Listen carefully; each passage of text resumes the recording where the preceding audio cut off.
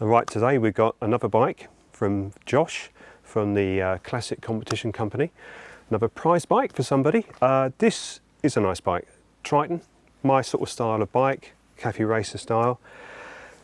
Mind you, this is a slightly different take on the Triton. It's more of a younger person's take, I would say. What we have here is a unit construction T120 with big bore conversion, so it's 750. We've got a splayed head with twin monoblocks.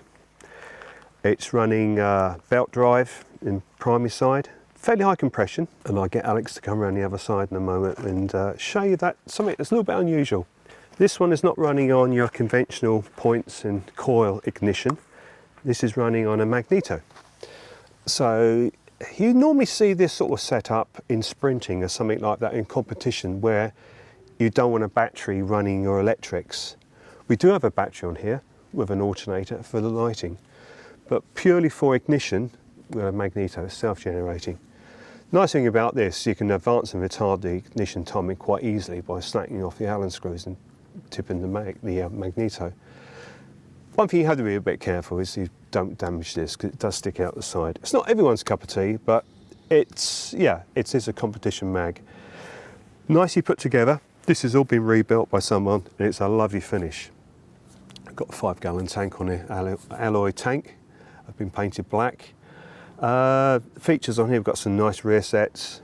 We've got a nice twin lean shoe front brake. And we've just been checking it over. So what have we done this morning? We just checked the rear light. The light bulb wasn't working, so we've done that. We've checked the chain adjustment. We run the bike up.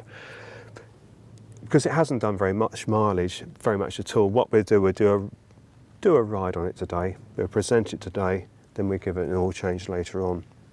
But I think this would be a nice bike in the collection. If you like your cafe racers, yeah, you like this. So going back to what we got up here, so we're 12 volt electrics on here. So the clock itself is electronic. We have a switch underneath the tank on the frame rail. It's a toggle switch, 3 position, right? So turn this on. It's the same as you get with like Royal Enfields. It will set itself all up. So that will give us now speedo working. It gives us the horn. It also gives us the our rear brake light. So we press on there, brake light. Then we go to the second position. Then we get our lights. So I just find the toggle switch, it's hidden. Go down 1 position and you'll see headlight at the front. Then we've got dip and rear light. No ignition key, is there, Dad? No ignition key, no. You're purely, to cut the engine out, that is your mag cutout. It's the same as you get on all your Magneto bikes, like, you know, what we've got here. Gold Star, RGS, all those sort of things. So you just turn this off. It's hidden away just underneath here, so turn that back off. Go to the top position. Yeah, on bell mounts. It's got a few different things on here, like engine breather, which normally would be a large hose that comes off the back of the primary chain case. It's now been modified. It's actually got a gauze in here, so it's a very short breather. Sometimes you used to see a fairly big hose running to the back of the bike. The central oil tank is a typical Triton feature, and good idea as always. We said before, check your oil, check your return before you do a ride. Breather pipe comes to the back from the oil tank, but it's nice. A nice seat base, nicely covered in a leather finish, leather strap over the top, but just a single clock, which is unusual. My preference would have been a tacho and a speedo, but this is a single. It's a younger person's take on the Triton, I think, really, which is good to see. And same with the back end, it's slightly different from old school, but I like it, and I think yeah, whoever wins this, it will stand out. If they take this to the pub, it's going to draw quite a lot of attention. Oh, big thing I never mentioned, we have slash pipes.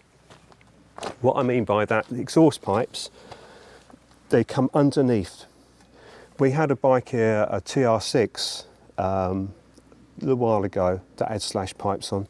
So they are silenced. There is a baffle in these pipes, and then Alex can pick it up. But on here, this piece on the end here has got an insert. They are baffled. That's a modern way of doing Tritons. I still like swept-back pipes, but that's different. But whoever has built this, they've done a lovely job. I mean, the workmanship, it's got a lot of stainless, but the paintwork is super. It really is nice. So, yeah, we're going to take it out. Alex is going to ride this today as well. So we're going to have Alex's opinion of riding a Triton and see how he gets on with it. So we'll take it out in a few minutes and then we'll come back and, like I said, we'll do the oil change and anything else that might need slight adjustment. The tyres are a bit down, so we've done the tyres. It's running a TT 100 on the back and Avon Speedmaster on the front. But yeah, so yeah, get kitted up now and off we go.